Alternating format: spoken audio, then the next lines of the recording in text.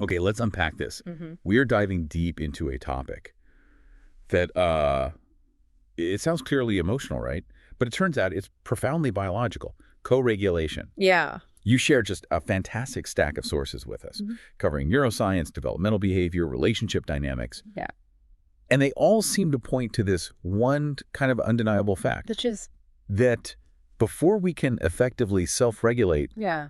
calm ourselves down when we're stressed, we absolutely must first have had this consistent, foundational experience of being calmed by someone else, Mm-hmm. by a safe, attuned presence. That's it. That's co-regulation. Exactly. And that biological necessity, well, that really defines our mission for this deep dive, doesn't it? We're exploring this fundamental mandate for human connection. Right. For decades, I think we sort of compartmentalized emotional and behavioral challenges as purely mind issues, all psychological. Sure, that was the standard view. But these sources, they shift the perspective pretty radically. They reframe things like anxiety, depression, trauma, not just as thoughts or feelings, but as physiological states. Physiological states, meaning Meaning states that our nervous system actually recruits to support different kinds of behavior, survival behaviors usually.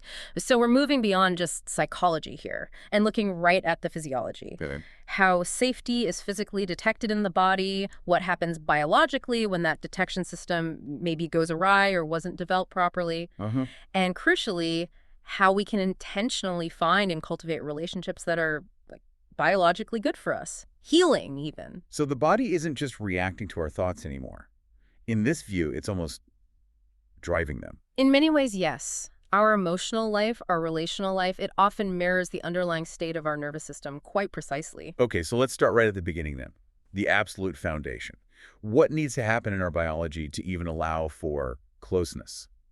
Right. Well, the sources are really clear on this. For any kind of truly intimate or close social interaction to happen. Like bonding with your kid or collaborating or falling in love. Exactly. Any of that.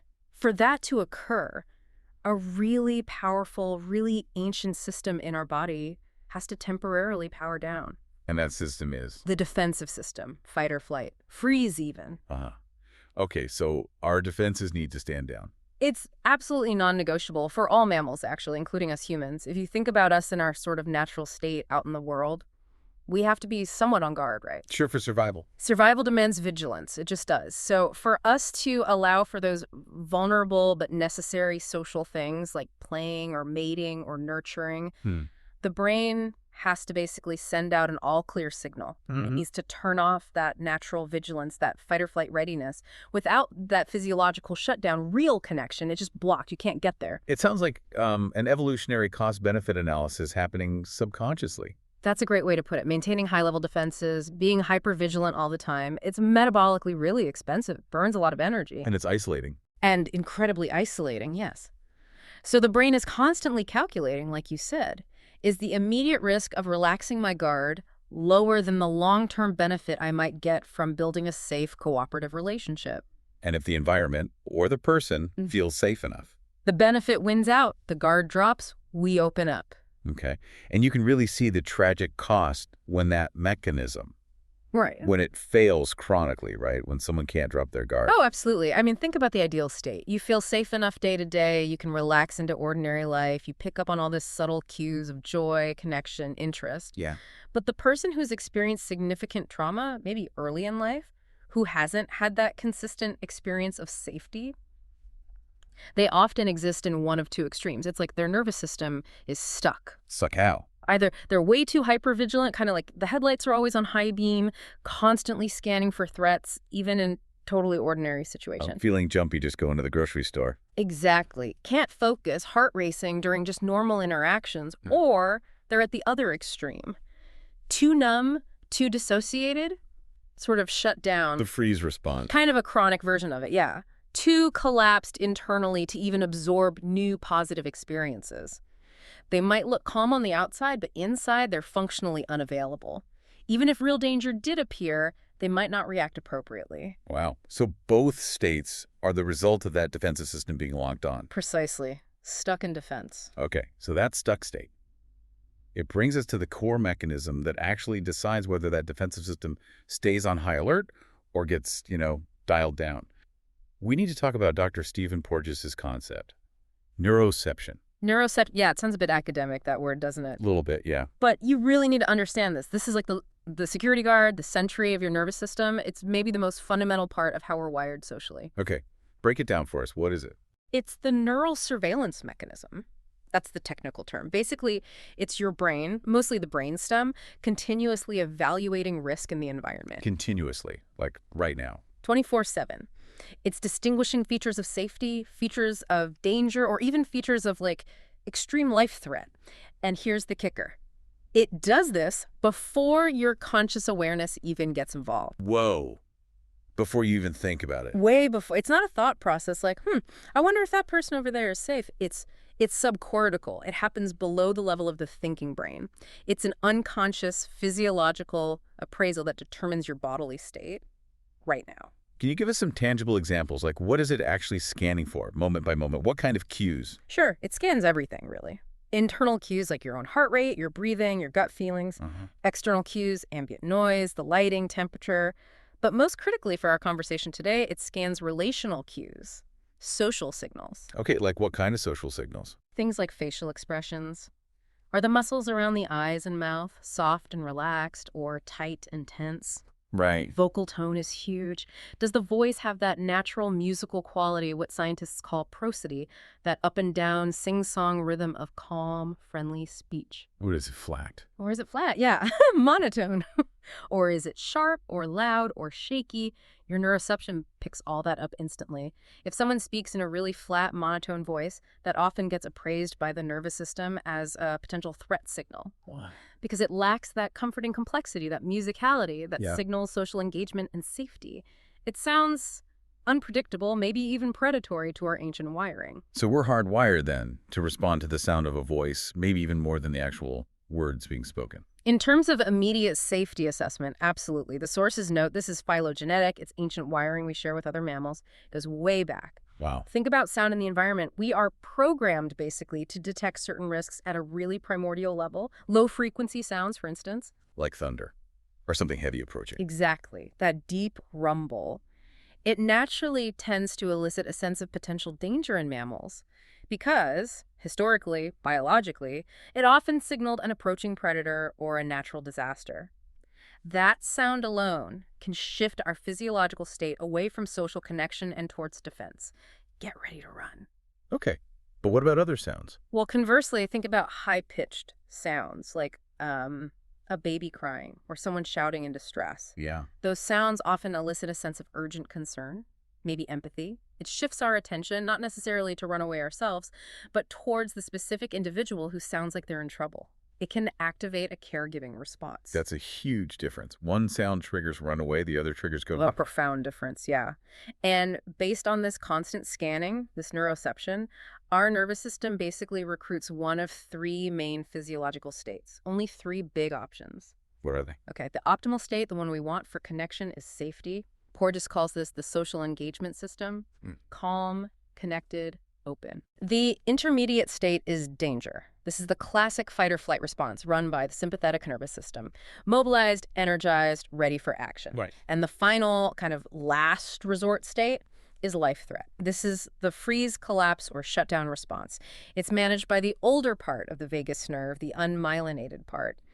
Playing dead, essentially. So safety, danger, or life threat. Those are the big three physiological platforms. Now, when your neuroception appraises the environment and the people in it as safe and trustworthy, what happens is those defensive circuits in the limbic system, they get automatically inhibited, turned down. Okay. And that inhibition is what enables social engagement. It allows for calm breathing, open posture, positive feelings in your gut, making eye contact. But if danger is appraised, the system instantly mobilizes for defense. And social engagement just goes offline. Functionally, yes, it's blocked. You literally cannot effectively bond or think clearly or connect deeply when your body is physiologically preparing to fight or run for its life. The resources just aren't available for it. Okay, this is really fundamental. Now, you mentioned the social engagement system. This is where it gets, as the sources say, really interesting. This isn't just a general calm down mechanism, is it? It's something more specific. Oh, much more specific and much more evolved. This is the specialized neural wiring that, according to Porges, only mammals possess. and it seems designed explicitly to foster complex social behavior, trust, and importantly, co-regulation. So this is the biological hardware for healing relationships. You could absolutely say that. It's the cornerstone. The crucial evolutionary upgrade here is the myelinated vagus nerve. Myelinated, meaning it has that fatty sheath around it. Exactly. Myelin acts like insulation on a wire. It allows nerve signals to travel much, much faster. The sources really stress this difference. Reptiles and older species, they mostly have the slow, unmyelinated vagus. That's the one linked to the playing dead or collapse response, that life-threat state. So the speed of the nerve fiber makes a huge difference. That's the evolutionary leap. It's a massive leap. This faster mammalian myelinated vagus originates in a specific part of the brainstem called the nucleus ambiguus, or NA. And this fast-acting system, it functions like a persistent brake on our high-powered metabolic system. A brake. Explain that. Well, think about the fight-or-flight system. It needs to rev up our heart rate, dump adrenaline, get us ready to move instantly, right? That requires a huge amount of energy. Sure. The myelinated vagus, specifically the ventral vagal complex, acts as a brake on that system. It actively slows the heart rate down, promotes calm breathing, helps digestion. It keeps us regulated and calm during unchallenged, safe states. So it's actively keeping things slow and steady when we're safe. Precisely. In fact, the influence of this vagal brake, what scientists call vagal tone, is actually highest during times like deep sleep or when you're just chilling out, enjoying safe company, feeling connected. Okay. And what happens when danger appears? Then you get a very rapid withdrawal of that vagal brake. The foot comes off the brake pedal, basically.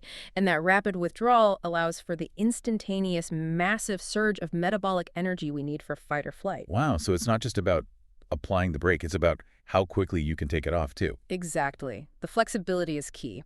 So to recap, increased influence from this fast, myelinated vagus supports spontaneous social behaviors, smiling, listening, connecting, clear thinking, and those calm feelings inside. It lets us access our higher brain functions, our social brain. And we can actually measure how well this brake is working in someone, right? You mentioned something called RSA earlier, respiratory sinus arrhythmia. Can you unpack that a bit more simply? Yeah, RSA, think of it as like a rhythm gauge for your nervous system's flexibility. Your heart doesn't beat perfectly like a metronome, right? It naturally speeds up just a tiny bit when you breathe in and slows down just a tiny bit when you breathe out. Okay, I think I've heard that. That subtle variation, that speeding up and slowing down with the breath, is normal and healthy. And it's directly regulated by this vagal brake. When the vagal brake is strong and healthy, that variation, the arrhythmia, the RSA, is high. That indicates your system is flexible, adaptable, resilient. And when you're stressed... When stress is high or chronic, that vagal brake weakens. The variation decreases, the RSA goes down, your heartbeat becomes more rigid, more metronomic, almost machine-like.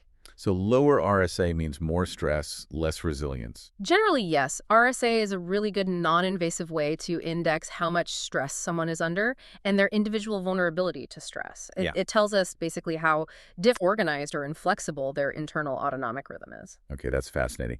And what's truly brilliant about this whole social engagement system, as the sources describe it, is how it links what's happening inside our body, our heart rate, our breathing, with our social presentation on the outside, like our face and voice. It's absolutely ingenious evolutionary design. This system functionally and structurally links together 5 key cranial nerves V7, 9, X, and 11. Okay, that sounds complicated. What do they control? Well, this network controls the striated muscles of the face and head. So, your facial expressions, the tiny muscles inside your middle ear that help you tune into human voices versus background noise, your vocal tone and intonation, even swallowing. But it also controls the smooth muscles of your internal organs, your viscera, primarily the heart and lungs, via that myelinated vagus, which is cranial nerve X. So face, ears, voice, heart, lungs, all connected through this one system. All interconnected in this social engagement circuit. And this unified system is what allows us to both rapidly detect signals of safety from others and rapidly express signals of safety to others. How does that work in practice? Just think about it. A friendly voice with that nice prosody, warm eye contact, a soft, genuine smile, relaxed facial muscles. Your neuroception detects those signals instantly. And those signals then directly activate the myelinated vagal brake in your nervous system, helping you calm down physiologically, almost immediately. Wow. So my calm face and voice can actually physically calm your nervous system down. Precisely. It's a reciprocal biological calming mechanism. It's co-regulation in action. And it proves, really, that our wellness, our ability to feel safe and regulated, is fundamentally relational. We're wired for it. Okay, so that's the ideal, this elegant, interconnected system keeping us calm and connected.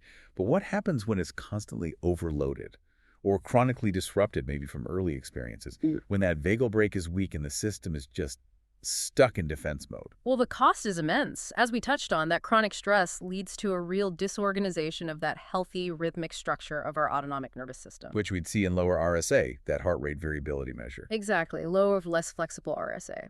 The system is basically running on fumes, operating from a much older, more primitive survival program most of the time. And that persistent state of defense. Mm-hmm.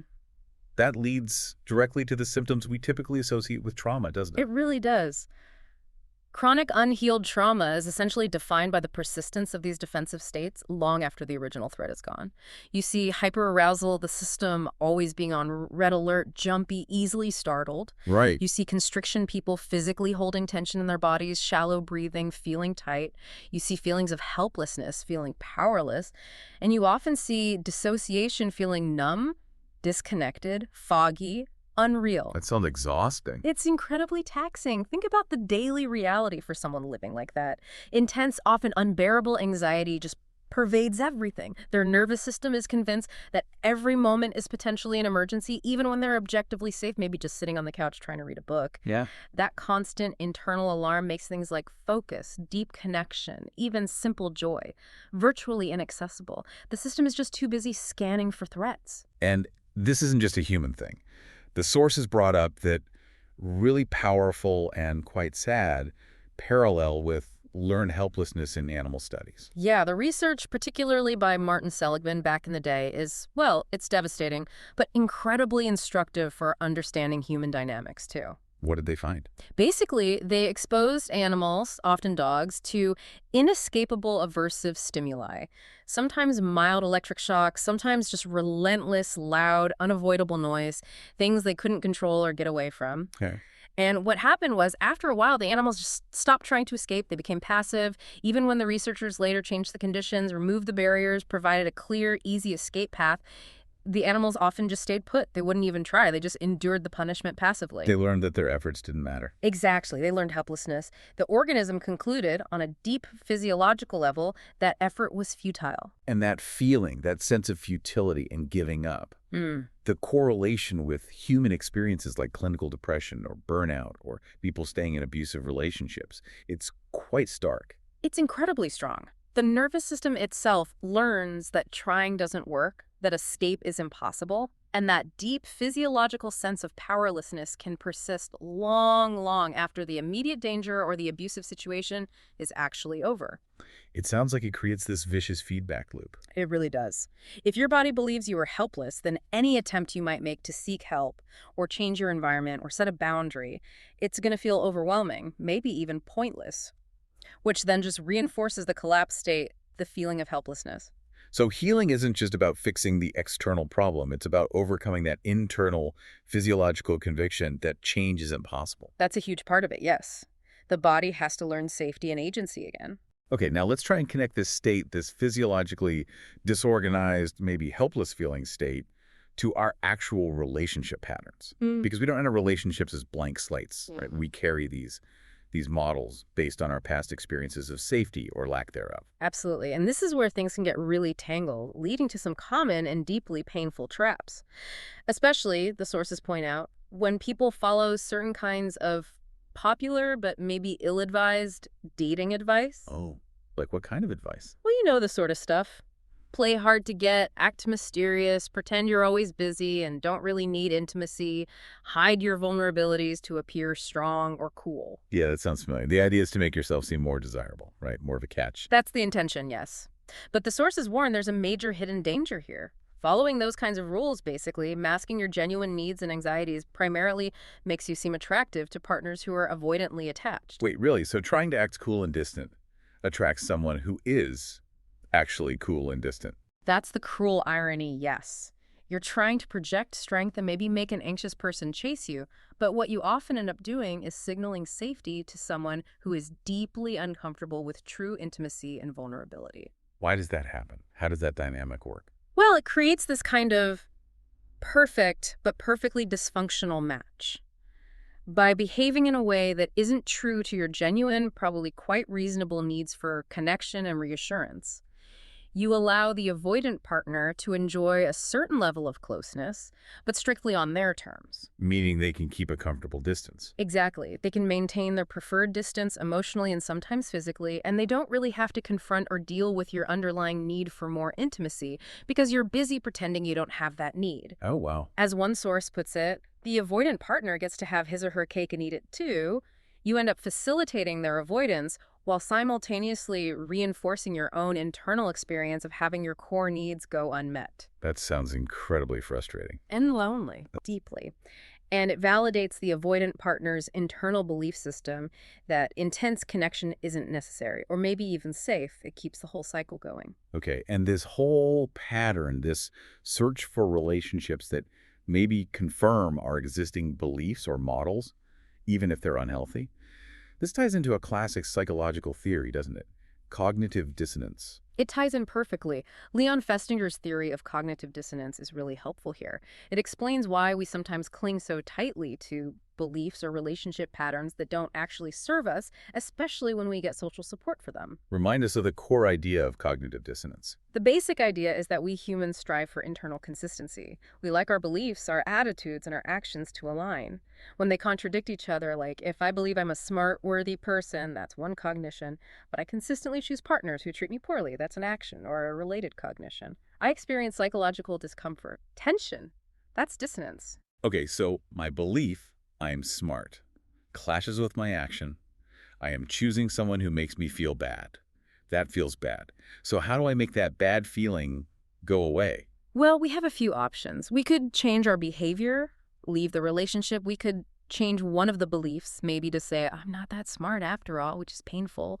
Or, and this is where relationships get tricky, we seek ways to make the conflicting ideas seem less conflicting. We try to reduce the dissonance. How would we do that? Often we seek social support. Our social groups, our friends, our family, they become this really valuable, but sometimes potentially toxic resource for reducing that internal dissonance. Well, We seek confirmation from others for our choices. We look for people who will add what Festinger called consonant cognitive elements, ideas that support our current situation and make the contradictions seem less stark. so if my friends tell me, oh, your partner isn't really avoidant, they're just, really focused on their career right now, or maybe you're being a bit too needy. Exactly. If they offer explanations that reframe the situation in a way that makes your choice seem reasonable, that reduces your dissonance, you get to hold on to both beliefs. I am smart, and my choice of partner is okay, even if deep down your nervous system, your gut is screaming that something is wrong.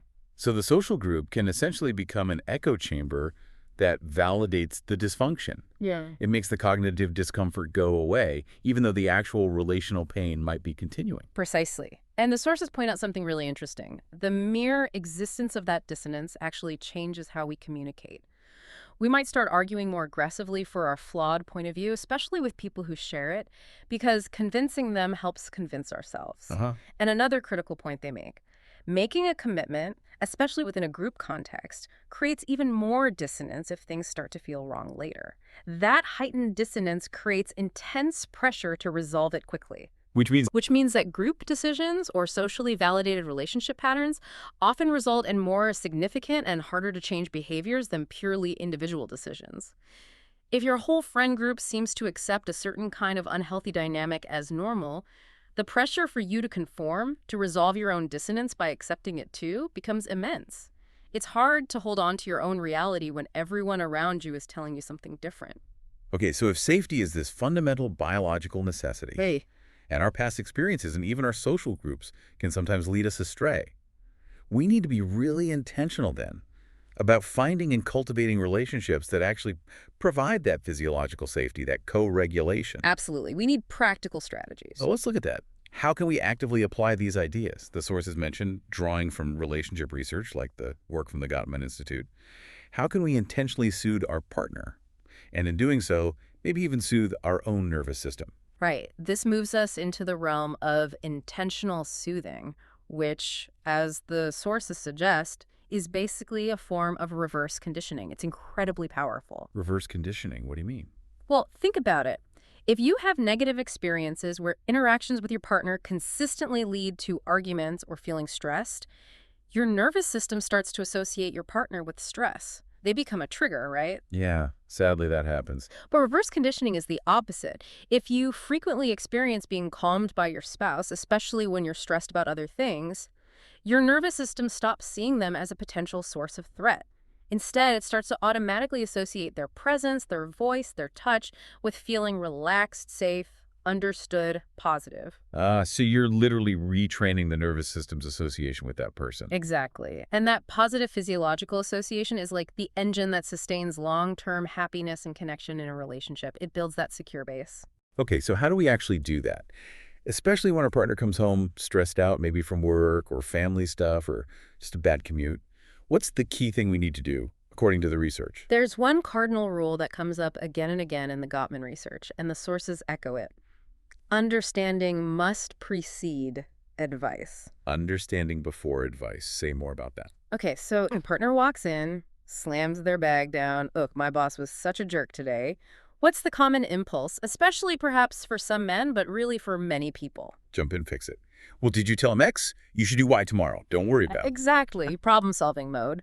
But in that initial moment, often instantly invalidates the partner's emotional state. They're not looking for a 5-point plan right then. They're looking for connection. They need empathy. They need validation. They need a safe harbor to just vent and feel heard. Step one is just listen and show you get it. Step one is communicate clearly and genuinely that you fully understand and empathize with their feeling, with their dilemma, before you even think about offering a single piece of advice or a different perspective. That sounds simple, but maybe harder in practice, especially if you think their reaction is a bit over the top, or maybe they even played a role in the problem. Yes. And this is where the high-level relational skill comes in. The sources suggest that to truly co-regulate your partner in that moment, you often need to temporarily suspend your own logical assessment or moral judgment. Your primary job is to fully take their side against the perceived external threat. Take their side, even if I think their boss had a point. In that initial soothing phase, yes, your internal job is not to be the objective referee of the situation. Your job is not to say, well, you were 10 minutes late. That's judgment, and it feels like an attack, creating more stress. Okay. So what should I say? Your job is to offer pure co-regulation by validating the feeling. Say things like, oh my gosh, that sounds awful. That's so unfair. Wow, I can see why you're so upset. They really put you in a tough spot. You're essentially saying, poor baby, as one source puts it. You're communicating. I hear you. Your feelings are valid here. You are safe with me, and I am on your team against the world right now. That creates that safe container for them to just let the stress out without having to defend themselves to you too. Precisely. It creates a neural environment of safety where their nervous system can actually downregulate, where they can de-stress without the added threat of conflict within the relationship. Advice can maybe come later, much later, if they even ask for it, but connection comes first. And this ability to effectively co-regulate each other, it's not just about having the right skills in the moment, is it?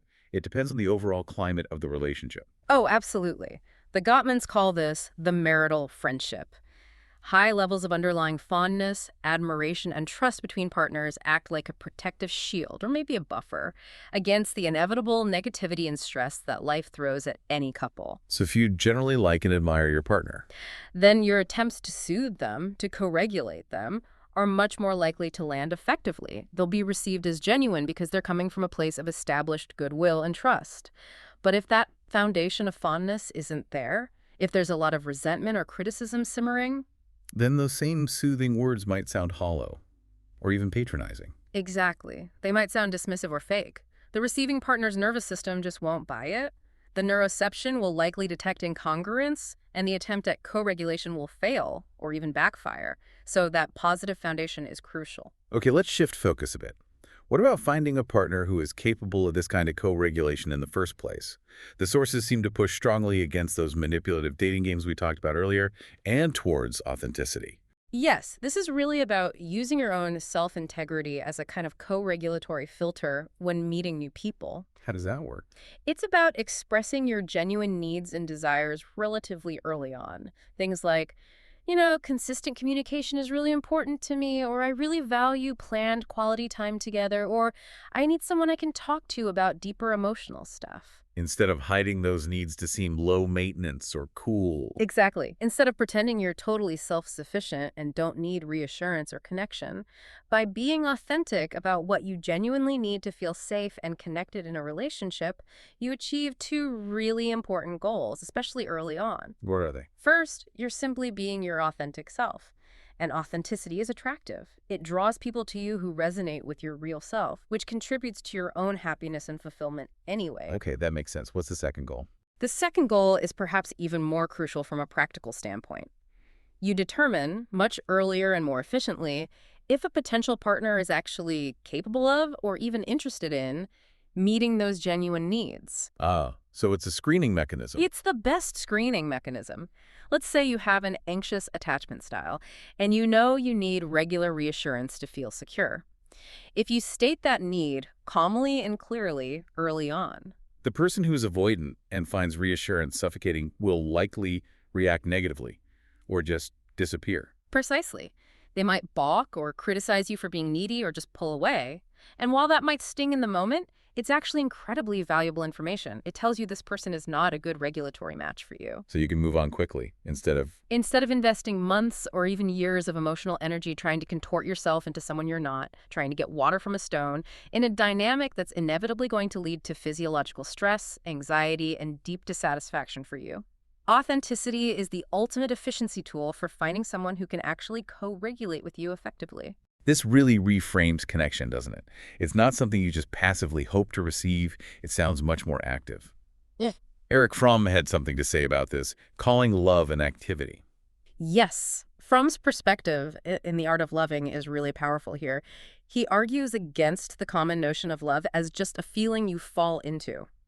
Instead, he defines mature love as an active practice, specifically the practice of giving. Giving what? Money? Gifts. No, not primarily material things. He means giving that which is alive in you. Giving of your own life force, sharing your joy, your interest, your understanding, your knowledge, your humor, even your sadness sometimes. Okay. In giving these parts of yourself, you actively enrich the other person. You enhance their sense of aliveness, their vitality. And crucially, Fromm says that act of giving reflects back and enhances the giver's sense of aliveness, too. It's not a sacrifice, it's an expression of potency. So giving makes you feel more alive, too. Exactly. He says giving is the highest expression of potency. It moves us beyond what he calls the infantile receptive orientation. I love you because you meet my needs, or I love because I am loved, to the mature, productive orientation. I am loved because I love, or even I love, therefore I am. It shifts the entire dynamic from passive consumption to active creation and connection. That's a profound shift. But what about the flip side? What's the potential cost, according to the sources, of not giving, or maybe more commonly, of consistently not having those fundamental needs for connection and affection met? Well, another perspective, this one from Alfred Adler, draws a direct link between unmet needs for affection and potentially destructive behavior. How so? Adler argued, quite provocatively, that the continuously unsatisfied drive for affection actually stimulates the neural pathways associated with aggression. Wow, unsatisfied affection leads to aggression. That was his contention. Think about a young child throwing a massive tantrum. Often, the root cause isn't just defiance or wanting a toy. It's an intense, overwhelming, unmet need for attention, connection, soothing for co-regulation. Their little nervous system is freaking out, and aggression is the available outlet. Okay, I can see that in kids. What about adults? He suggested that in adults, that same stimulated aggressive path might manifest in more subtle but still destructive ways. Things like chronic resentment, picking fights, sarcasm, passive-aggressive behavior, withdrawal, ways of lashing out because the core need for safe, reliable connection feels constantly thwarted. So meeting that fundamental biological need for connection isn't just nice. It's actually key to reducing conflict and destructive patterns. From this perspective, yes. Securing genuine co-regulating connection is biologically essential for promoting relational harmony and reducing the drive towards these more aggressive or defensive fallback behaviors. If your nervous system feels consistently disconnected, unsafe, and unseen, aggression or shutdown become much more likely biological responses. Okay, finally, let's circle back to healing. If someone's nervous system has been significantly disorganized by chronic stress, by trauma, by insecure attachment, is full restoration, finding that regulated state again truly possible through these co-regulating relationships? The sources are actually remarkably optimistic on this front. They suggest that not only is healing possible, but that the process of trauma resolution, often facilitated by co-regulation, can be deeply transformative. Transformative how? It's often described not just as getting back to normal, but as a kind of gift. A process that can return us to a deeper connection with the natural world, with the natural rhythms of ebb and flow within ourselves, and with a greater capacity for harmony, love, and compassion. That's beautiful. Yeah. How does that happen physiologically?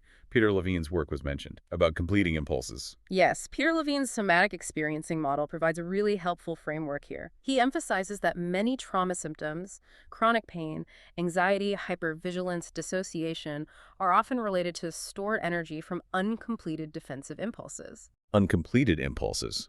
You mean like the fight or flight energy that got mobilized during a scary event, but the person couldn't actually fight or run away, so it just got stuck? Exactly that. The body was biologically mandated, essentially, to perform a powerful defensive action. Maybe push someone away, run, scream, shake. But for whatever reason, maybe they were physically restrained or too scared or happened too fast, they were prevented from completing that action. So the energy just stays locked in the nervous system. That's the idea. That massive charge of survival energy gets trapped, frozen in the system, and continues to wreak havoc, causing symptoms long after the event is over. Healing, from this perspective, involves creating a safe enough environment, often a therapeutic relationship, but sometimes a deeply trusting personal one where those impulses can finally be completed. Completed how? You don't reenact the trauma? Right. No, not at all. It's often symbolic or happens in micro-movements. It might involve allowing the body to finally perform tiny incremental movements associated with fighting back or running. It might involve making a sound that got suppressed. It might involve allowing the body to tremble or shake, which is a natural way mammals discharge excess energy after a threat passes. So it's about letting the body finish the story it started. Beautifully put, yes. Allowing the body, in a safe, titrated, co-regulated way, to finally complete the physiological process it initiated back then. This releases the stored energy, discharges the trapped activation, and helps the nervous system settle and resolve the symptoms.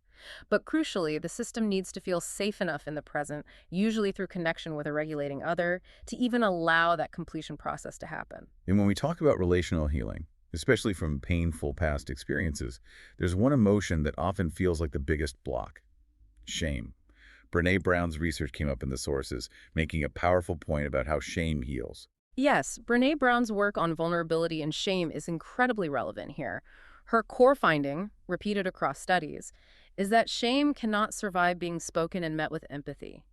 Shame happens between people. We feel shame primarily because we're worried about disconnection, about how others perceive us, about not being worthy of belonging. Right, it feels inherently social. Exactly. And therefore, critically, it can only truly be healed between people. Shame thrives in secrecy, silence, and judgment.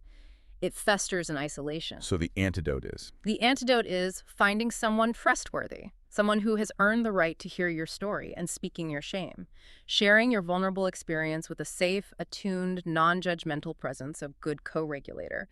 When that vulnerability is met with empathy and acceptance, the shame literally begins to lose its power. It can't survive the light of connection. That sounds like the ultimate act of co-regulation, really. Sharing the parts of yourself you feel are most unacceptable and having the other person's calm, accepting nervous system help your own system realize that you're still okay, still connected. It absolutely is. It directly contradicts the core message of shame, which is you are alone and unworthy. That shared vulnerability met with compassion breaks the isolation that shame needs to survive and allows the nervous system to finally settle around that painful experience. And this ties back maybe to an even bigger idea mentioned in some sources, particularly those related to models like internal family systems, this idea that our individual healing, our integration, might connect to something larger. Yes, there's this concept that the integration of our own core self, that calm, confident, compassionate core of who we are, isn't just an individual process. It's believed by some to be part of and contribute to a larger universal field of self-energy that helps harmonize human interactions on a collective level. So my personal work to become more regulated and compassionate actually ripples outwards. It doesn't just benefit me. That's the implication, and it's a pretty hopeful one. Every act of integrity or courage or compassion you offer, whether it's towards a wounded inner part of yourself or towards an external loved one, or even a stranger potentially contributes to the strength and coherence of that collective field.